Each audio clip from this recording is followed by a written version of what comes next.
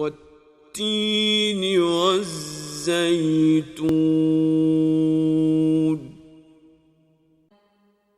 By the fig and the olive, وطور سينين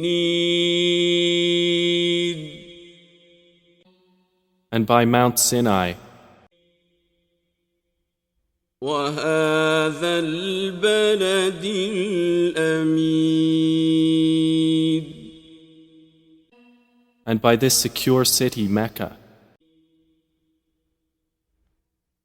لقد خلقنا الإنسان في أحسن تقويم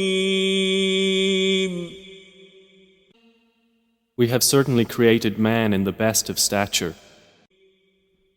ثم رددناه أسفل سافلين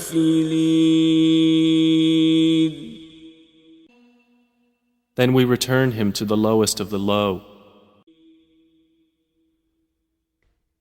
إلا الذين آمنوا وعملوا الصالحات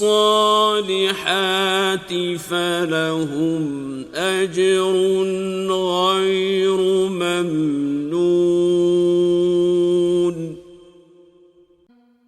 Except for those who believe and do righteous deeds, for they will have a reward uninterrupted.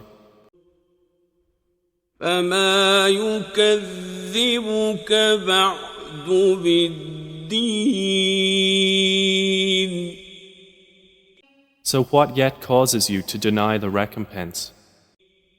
أليس الله بأحكم الحاكمين